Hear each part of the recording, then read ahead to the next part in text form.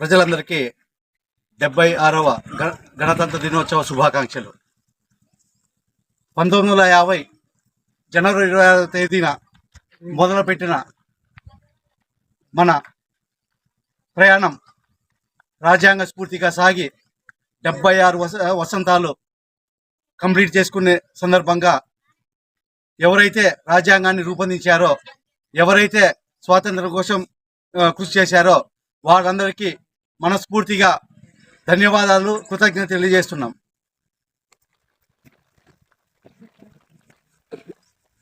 British పాలనలో ఉన్న మన భారతదేశాన్ని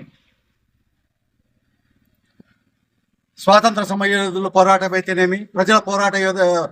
అయితేనేమి, మనకు స్వాతంత్రం మేడం చెప్పినట్టు 1947 ఆగస్టు 15వ తేదీన మనం స్వాతంత్ర దినోత్సవం జరుపుకున్నాము. అదే గణతంత్ర దినోత్సవాన్ని మనము జనవరి 26వ తేదీ జరుపుకున్నాము. దీనికి ముఖ్య కారణం ఏమంటే, స్వాతంత్రం వచ్చిన మనం 1947 స్వాతంత్రం వచ్చినప్పటికీ మనం ఏదైతే స్వాతంత్రం, ఈవెన్ స్వాతంత్రం యొక్క చట్టం కూడా బ్రిటిష్ పార్లమెంట్ లో చేశారు. ఈ చట్టాన్ని కూడా బ్రిటిష్ వాళ్ళు చేశారు, బ్రిటిష్ పార్లమెంట్ లో బ్రిటిష్ అధికారులు చేశారు. కాకపోతే ఆ చట్టాన్ని, ఆ బ్రిటిష్ పాలన పోవల్ల వాళ్ళ స్మెల్లే ఉండకూడదు మనకు అని చెప్పేసి రాజ్యాంగ పరిషత్తు ద్వారా మనం రాజ్యాంగ పరిషత్తు నిర్ణయించుకొని, ఆ రాజ్యాంగ పరిషత్తులో మొత్తం అంతా భారతీయులు ఉండబట్టి 299 మంది రాజ్యాంగ పరిషత్ సభ్యుల్లో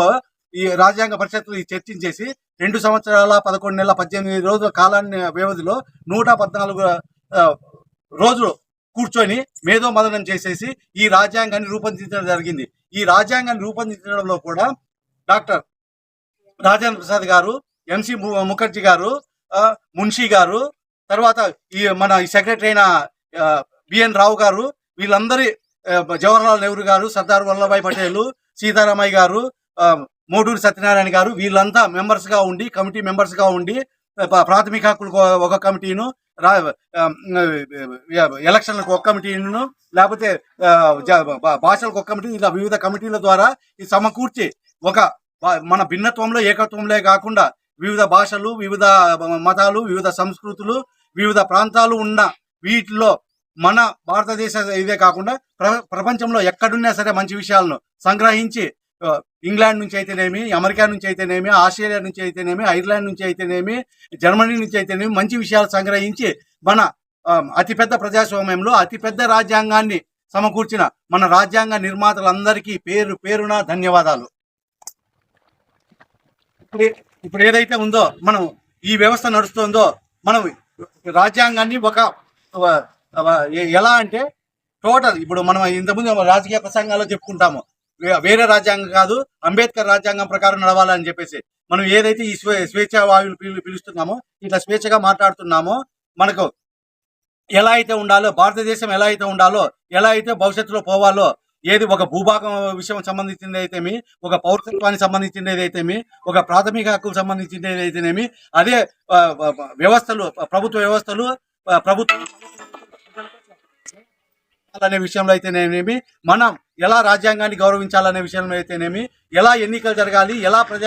ప్రజాప్రతినిధులు ఎన్నుకోవాలనే విషయంలో కానీ, ఎలా న్యాయ వ్యవస్థ పనిచేయాలనే విషయంలో కానీ, ఎలా ఈ కేంద్ర రాష్ట్ర ప్రభుత్వాలు ఒక ఆర్థిక విషయాల్లోనే కాకుండా అధికార విషయాల్లో ఎలా పంపకాలు జరుపుకోవాలా, ఎలా భిన్నత్వంలో ఏకత్వం దాటుకోవాలా, ఎలా లౌకికత్వం ఉండాలి అనే విషయాల్లో అన్ని సమగ్రంగా సమకూర్చిన మన రాజ్యాంగ నిర్మాతలకు అందరికీ